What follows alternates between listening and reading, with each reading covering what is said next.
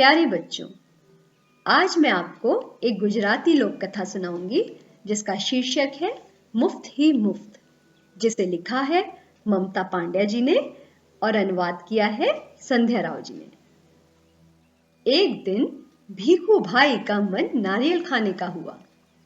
ताजा मुलायम कसा हुआ शक्कर के साथ और उसके बारे में सोचते ही भीखू भाई ने अपने होठों को चटकारा। वाह, क्या मीठा मीठा सा स्वाद होगा। लेकिन एक छोटी सी समस्या थी, घर में तो एक भी नारियल नहीं था। ओहो, अब मुझे बाजार जाना पड़ेगा, उन्होंने अपनी पत्नी लाभूबेन से कहा। लाभूबेन अपने कंधे उचकाकर बोली, खाना है तो जाना है। एक समस्या और थी। भीखू भाई ने कहा, पैसे खर्च करने पड़ेंगे। लाभूबेन बोली, हाँ, पैसे तो खर्च करने पड़ेंगे। तो अब तक तुम्हें पता लग गया होगा कि भीखू भाई जरा कंजूस प्रवृत्ति के थे। वे सीधे खेत में बूढ़े बरगद के नीचे जाकर बैठ गए और सोचने लगे, क्या करूं क्या करूं। मगर नारियल खाने के लिए जी ऐसा ललचाया कि वे जल्दी घर वापस लौटकर लाभूबेन से बोले, अच्छा, मैं बाजार तक हो आता हूं, पता तो चले कि नारियल आजकल कितने में बिक रहे हैं। जूते पहनकर छड़ी उठाकर भीखू भाई निकल पड़े। बाजार में लोग अपने अपने कामों में लगे थे। भीखू भाई ने इधर कुछ देखा, उधर कुछ उठाया और दाम पूछा। देखते पूछते वे नारियल वाले के पास पहुंच गए। ए नारियल वाले, नारियल कितने में दोगे? भीखू भाई ने पूछा। नारियल वाले ने कहा, बस 2 रुपए में काका। बस 2 रुपए? भीखू भाई ने आंखें फैलाकर कहा, बहुत ज्यादा हैं, 1 रुपए में दे दो। नारियल वाले ने कहा, ना जी ना, 2 रुपए सही दाम, ले लो या छोड़ दो। ठीक है, भीखू भाई बड़बड़ाए। अच्छा तो बताओ, 1 रुपए में कहाँ मिलेगा? नारियल वाले ने कहा, यहां से थोड़ी दूर जो मंडी है वहां शायद मिल जाए। सो भीखू भाई उसी तरफ चल पड़े। चलो देख लेते हैं, वे अपने आप से बोले। टहलने का एक मौका है और रुपए भर की बचत भी हो जाएगी। खुशी से घुरघुराते भीखू भाई ने छड़ी को जमीन पर थपथपाया। मंडी में कोलाहल फैला हुआ था। व्यापारियों की ऊंची ऊंची आवाजें गूंज रही थीं। बटाटा आलू, कांदा प्याज, गाजर गाजर गाजर, गोभी बंद गोभी। माथे का पसीना पोंछकर भीखू भाई ने इधर उधर ताका। नारियल वाले को देखकर पूछा, अरे भाई, एक नारियल कितने में दोगे? सिर्फ 1 रुपया काका। नारियल वाले ने जवाब दिया, जो चाहे ले जाओ, जल्दी करना मगर। शूचे भाई, भीखू भाई ने कहा, यह क्या? मैं इतनी दूर से आया हूं और तुम पूरा 1 रुपया मांग रहे हो। 50 पैसे काफी हैं, मैं इस नारियल को लेता हूं और तुम यह लो, पकड़ो 50 पैसे।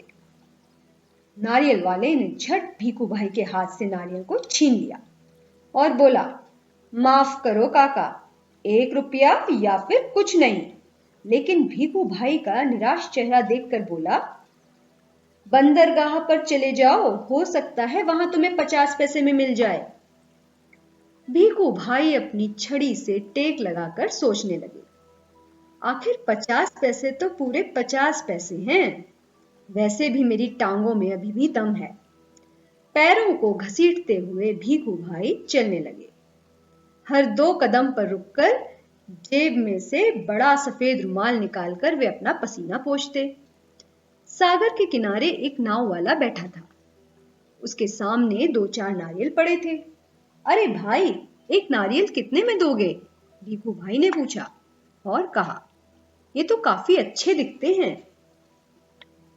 काका, यह भी कोई पूछने वाली बात है, केवल 50 पैसे, नाव वाले ने कहा। 50 पैसे? भीखू भाई मानो हैरानी से हक्के बक्के हो गए। इतनी दूर से पैदल आया हूं, इतना थक गया हूं, और तुम कहते हो 50 पैसे? मेरी मेहनत सारी बेकार हो गई। ना भाई ना, 50 पैसे बहुत ज्यादा हैं। मैं तुम्हें 25 पैसे दूंगा। यह लो, रख लो।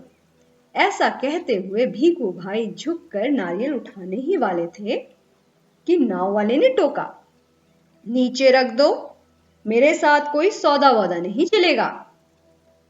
थोड़ी देर बाद उसने भीखू भाई की ओर ध्यान से देखा और जरा ठंडे दिमाग से बोला, सस्ते में चाहिए?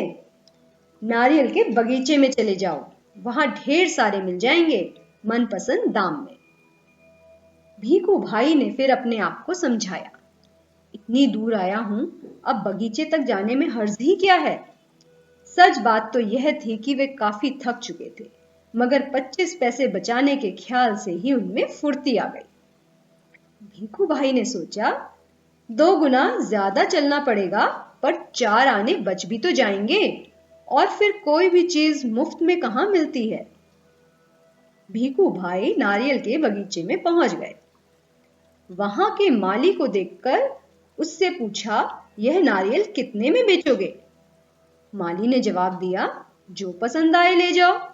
काका, बस 25 पैसे का एक है, देखो कितने बड़े बड़े हैं। हे भगवान, 25 पैसे, पूरा रास्ता पैदल आने के बाद भी? जूते घिस गए मेरे और पैर थक गए सो अलग, अब पैसे भी देने पड़ेंगे क्या? मेरी बात मानो, एक नारियल मुफ्त में ही दे दो। हाँ देखो, मैं कितना थक गया हूं। भीखू भाई की बात सुनकर माली ने कहा, अरे काका, मुफ्त में चाहिए ना? यह रहा पेड़ और वह रहा नारियल। पेड़ पर चढ़ जाओ और जितने चाहो तोड़ लो।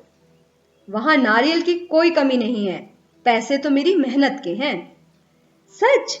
जितना चाहूं ले लूं? भीखू भाई तो खुशी से फूले न समाए। मेरा यहां तक आना बेकार नहीं गया। उन्होंने जल्दी जल्दी पेड़ पर चढ़ना शुरू कर दिया। पेड़ पर चढ़ते चढ़ते भीखू भाई ने सोचा, बहुत अच्छे, मेरी तो किस्मत खुल गई। जितने नारियल चाहे तोड़ लूं और पैसे भी ना दूं। क्या बात है। भीखू भाई ऊपर पहुंच गए। फिर वे टहनी और तने के बीच आराम से बैठ गए और दोनों हाथों को आगे बढ़ाने लगे, सबसे बड़े वाले नारियल को तोड़ने के लिए। ये क्या, ज़्ज़, और पैर फिसल गए।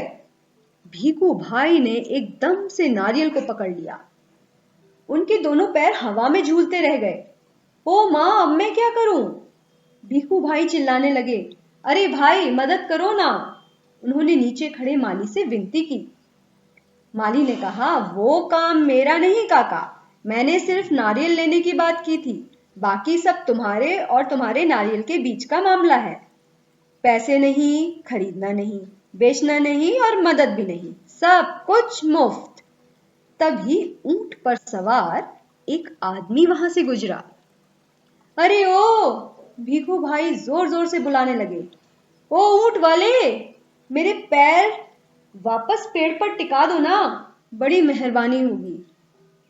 ऊंट वाले ने सोचा, चलो मदद कर देता हूं, मेरा क्या जाता है।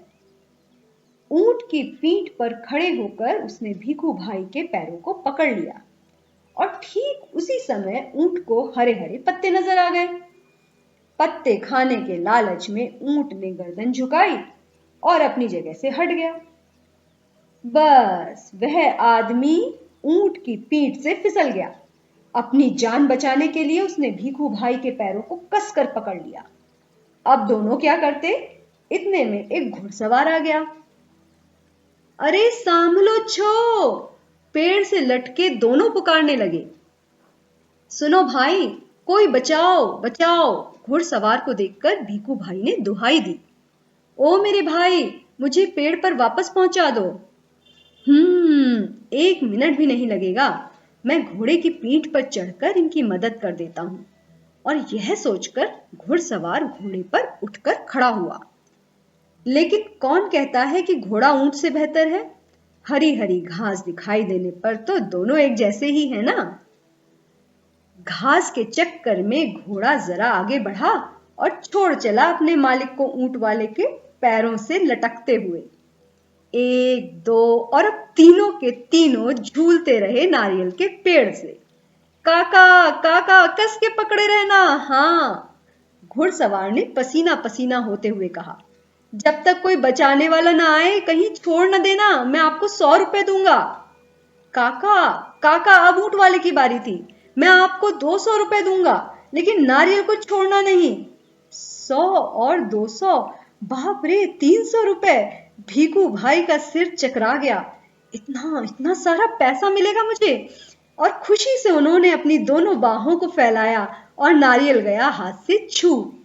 धड़ाम से तीनों जमीन पर गिरे, घुड़सवार, ऊंट वाला और भीखू भाई। भीखू भाई अपने आप को संभाल ही रहे थे कि एक बहुत बड़ा नारियल उनके सिर पर आ फूटा, बिल्कुल मुफ्त। कैसी लगी बच्चों ये आपको कहानी? आशा है अच्छी लगी होगी।